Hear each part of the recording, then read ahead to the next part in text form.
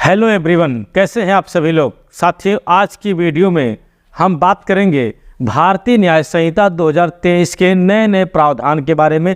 ये ऐसे प्रावधान है साथियों जिसको जानना आपके लिए बहुत ही ज़रूरी है। आज हम बात करेंगे महिलाओं से संबंधित यौन शोषण जैसे अपराध के बारे में, यानी जो समाज का सबसे घृणित अपराध माना जाता है। दोस्तों, यौन शोषण का अपराध को सबसे घृणित अपराध माना जाता है। तो यौन शोषण के लिए भारतीय न्याय संहिता यानी बीएनएस का जो नया कानून आ गया है हम सभी के बीच में 1 जुलाई से लागू हो गया है, 1 जुलाई से। तो इस बीएनएस में यौन शोषण, तो आज हम उसी टॉपिक पर चर्चा करने वाले हैं। जी हाँ दोस्तों, आज हम बात करेंगे बलात्कार के बारे में। जी हाँ दोस्तों, बलात्कार यानी हम रेप के बारे में आज बात करने वाले हैं इस वीडियो के अंतर्गत कि भारतीय न्याय संहिता में बीएनएस के अंतर्गत बलात्कार को कहां पर रखा गया है, किस श्रेणी में, और अपराध के जो दंड देने का प्रावधान है, क्या दोस्तों वह आजीवन कारावास या मृत्यु दंड तक का प्रावधान नए कानून के अंतर्गत किया गया है।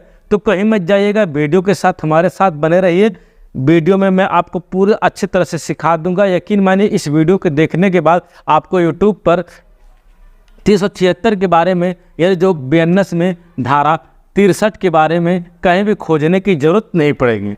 तो चलिए दोस्तों, वीडियो को शुरू करते हैं। उसके पहले दोस्तों मेरा रिक्वेस्ट है, अगर आप मेरे चैनल पर नए हैं तो मेरे चैनल को सब्सक्राइब कर लीजिए, बेल आइकन घंटी को प्रेस कर लीजिए, क्योंकि मेरे जो भी नोटिफिकेशन वीडियो का आएगा सबसे पहले आप पर पहुंचेगा और आप आसानी से हर चीज़ों को समझ सकेंगे। तो चलिए, आज हम बात करेंगे भारतीय न्याय संहिता की धारा 63 के बारे में। दोस्तों, हम धारा 63 से शुरू करेंगे और बलात्कार से संबंधित जितने भी प्रावधान दिए गए हैं मैं सारा इस वीडियो के अंदर में भर देने वाला हूं। यकीन मानिए कि आपको बहुत ही अच्छी लगेगी।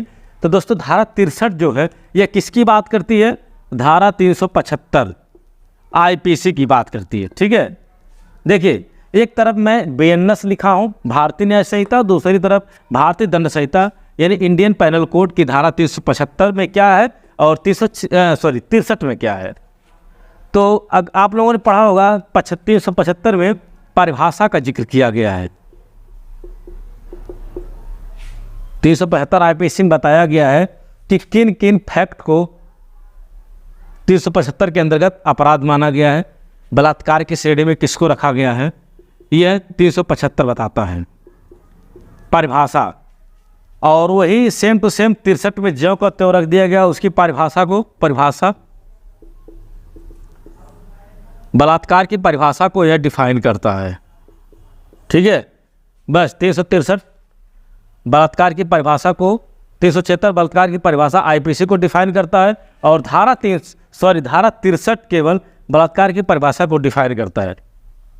अब हम दूसरी जो महत्वपूर्ण धारा है उसके बारे में गौर करेंगे, क्योंकि जो भी अब नए कानून के अंतर्गत बलात्कार होंगे, नए सेक्शनों के अंतर्गत वो आएंगे। तो नए सेक्शन धारा 64 की बात करेंगे। किसकी? धारा 64। ये महत्वपूर्ण है, यहीं से नई कहानी की शुरुआत होती है। आम आदमी को जानने की ज़रूरत है कि धारा 64 में क्या दिया गया है। तो दोस्तों जान लीजिए कि धारा 376 आईपीसी, आप समझ गए धारा 376 आईपीसी के मतलब कि बलात्कार के लिए दंड। ठीक है, रेप के लिए दंड का प्रावधान कौन करता है? धारा 376। अब वही बात 64 में भी बताई गई है, दंड का प्रावधान किया गया है। अगर कोई व्यक्ति किसी महिला के साथ बलात्कार करता है तो वह धारा 64 के अंतर्गत दोषी ठहराया जाएगा, जिसको 10 साल की सज़ा से लेकर आजीवन कारावास तक, आजीवन कारावास या मृत्युदंड, और साथ ही साथ जुर्माना भी हो सकता है। ठीक है, देखिए, जो बलात्कार है 64 में दिया गया है, इसके दंड के बारे में, या 10 साल तक की सज़ा हो सकती है, या आजीवन कारावास सज़ा हो सकती है, या मृत्युदंड हो सकती है, और साथ ही साथ जुर्माना भी हो सकता है। तो वह परिस्थितियों पर निर्भर करता है कि उस रेपिस्ट को, उस व्यक्ति को 10 साल दिया जाए या आजीवन कारावास या मृत्युदंड। तो और जुर्माना उस पर निर्भर करता है कि उसकी क्षमता कितनी है कि जुर्माना दे सके या सामने वाला कितना पीड़ित हुआ है। यहाँ तक आपको बात समझ में आ गई होगी कि धारा 64 में बलात्कार को दंडित करने का प्रावधान किया गया है। और धारा 63 में बलात्कार की परिभाषा को डिफाइन किया गया है। यहाँ तक बात समझ में आ गई है? अगर वीडियो पसंद आ रही है दोस्तों तो लाइक करते रहें। अब हम अगले सेक्शन की अगर बात करें, धारा 65। धारा 65 दोस्तों, 65 में 2 सब क्लास हैं, नंबर 1 और नंबर 2। ठीक है, धारा 65 में 2 हैं।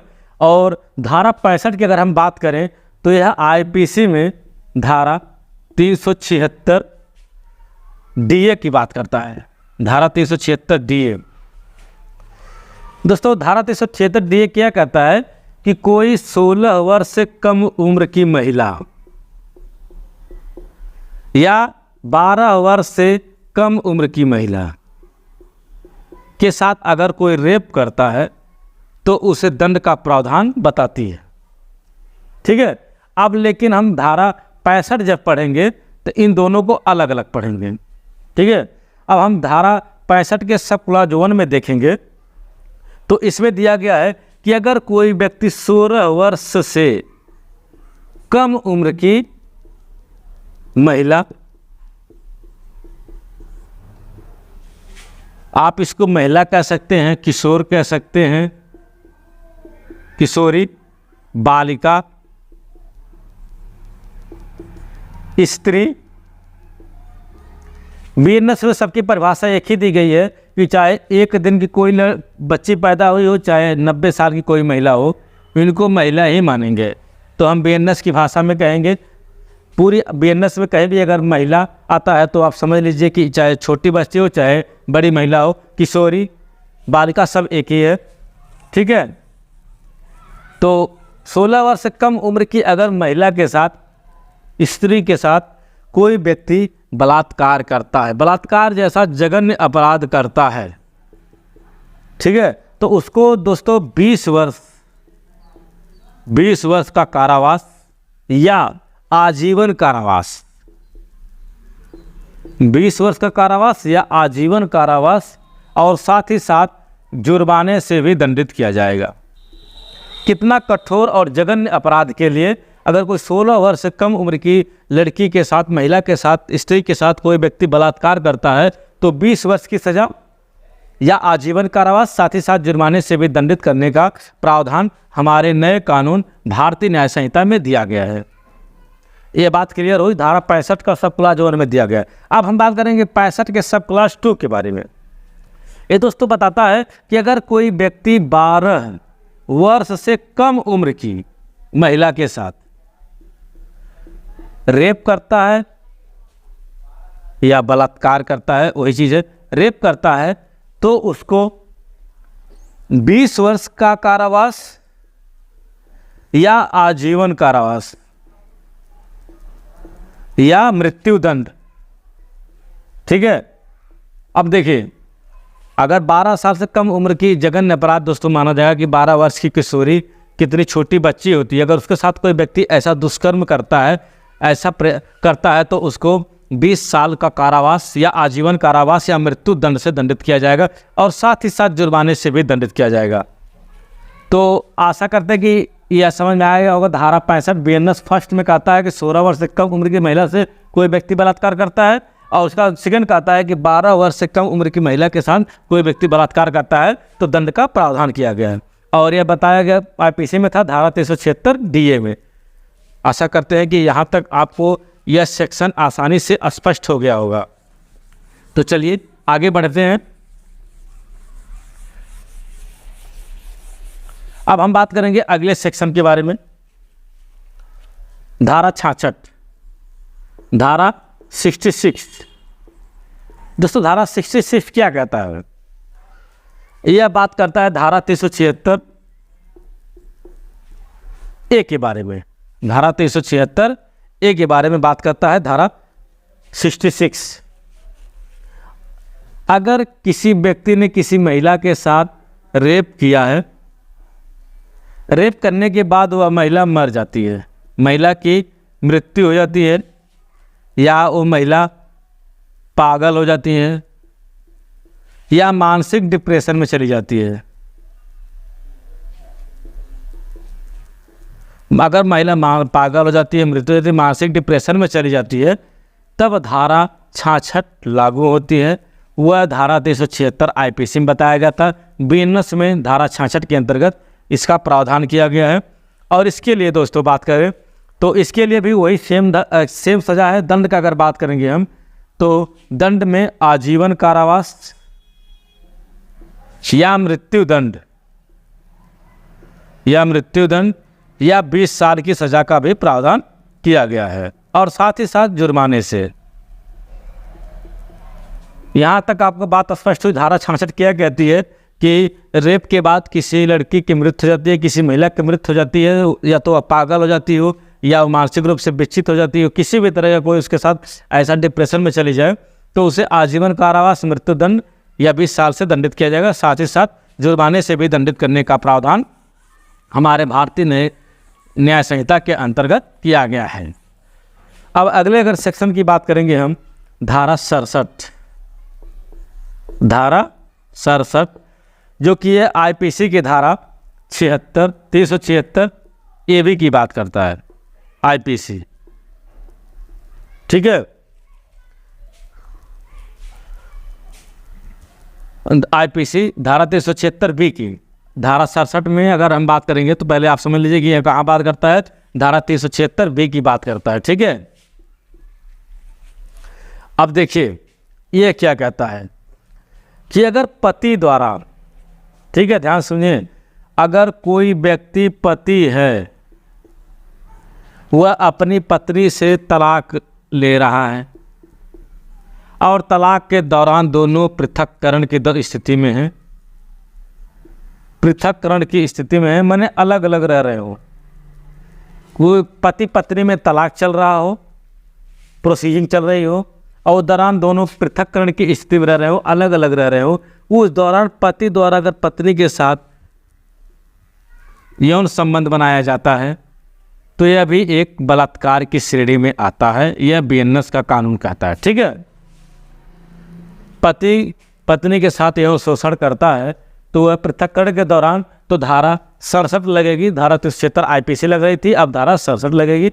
इसके तहत दोस्तों किसी उस व्यक्ति को 2 वर्ष का कारावास से लेकर 7 वर्ष के कारावास से दंडित किया जाएगा, और साथ ही साथ जुर्माने का भी प्रावधान किया गया है। बात समझ में आई? तो कोई भी पति पत्नी से पृथक्करण के दौरान उसके साथ यौन संबंध बनाता है तो 2 वर्ष से लेकर 7 वर्ष तक का कारावास से दंडित किया जाएगा। धारा 67 बीएनएस की बात करते हैं। अब अगले सेक्शन की अगर हम बात करेंगे, धारा 68, आज फिर बात करेंगे धारा 68। 68 किसकी बात करता है दोस्तों? 68 बात करता है कि लोक सेवक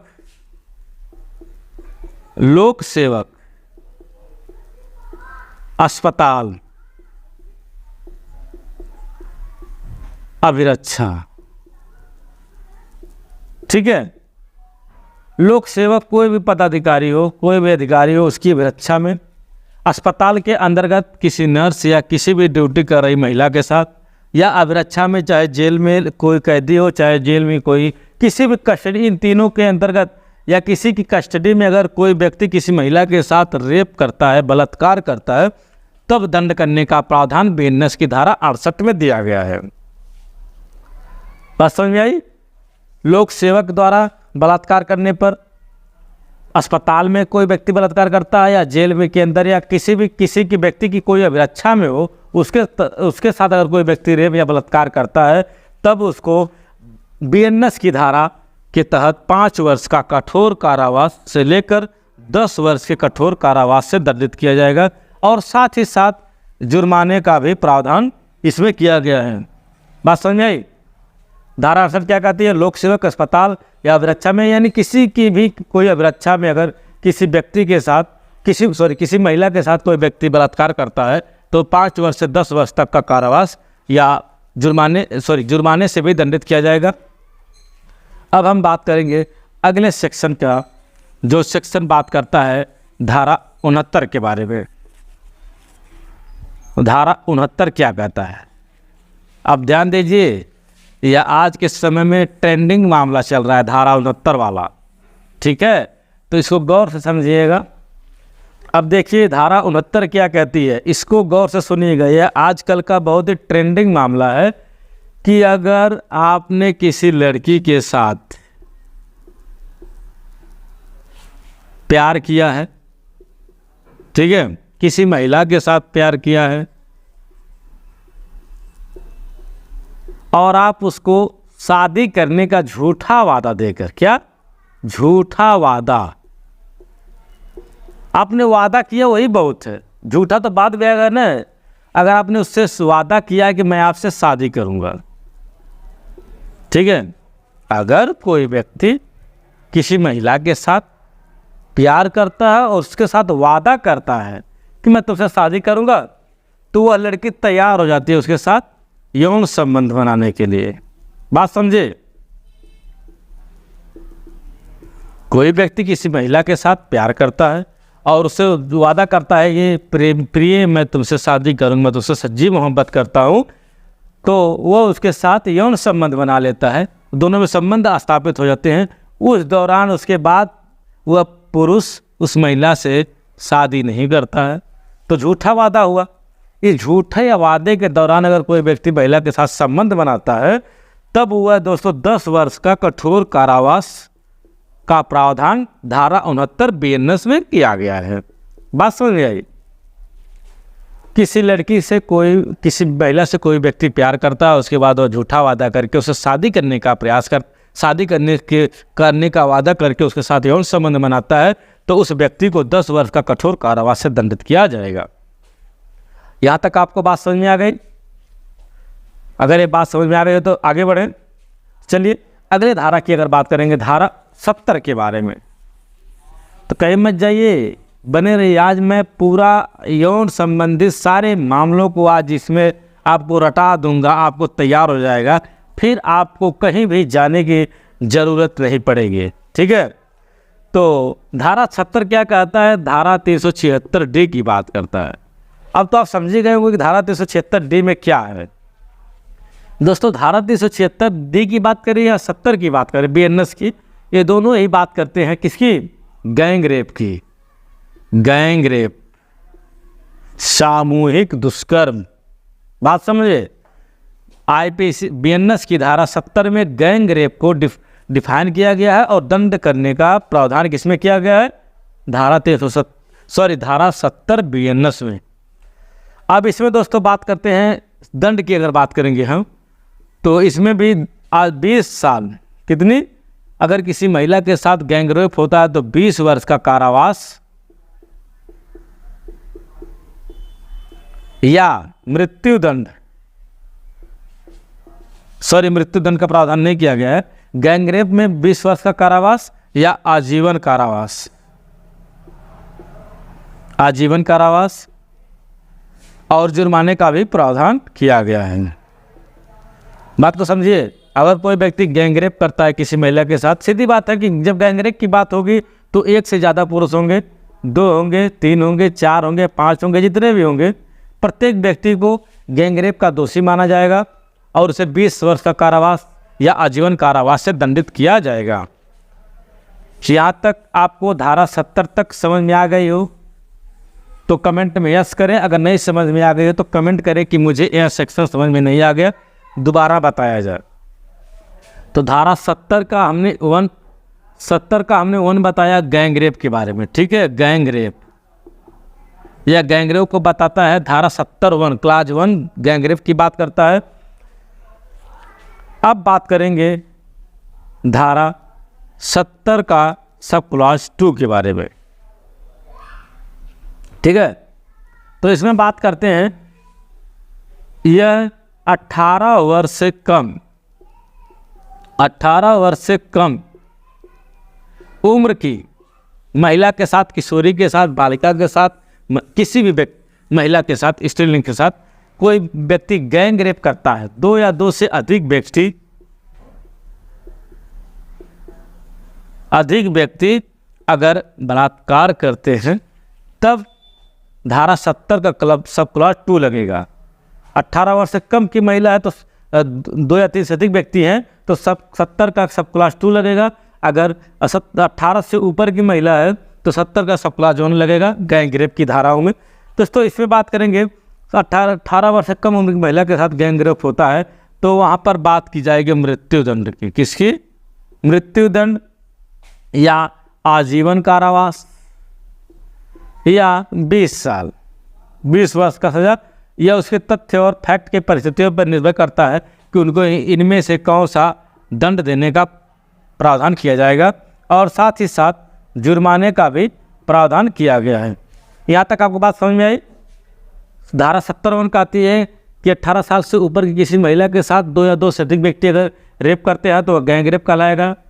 अगर 72 कहती है कि 18 वर्ष से कम उम्र की महिला के साथ 2 या 2 से अधिक व्यक्ति रेप करते हैं तो वह आजीवन कारावास, मृत्युदंड या 20 साल से कारावास से दंडित किया जाएगा।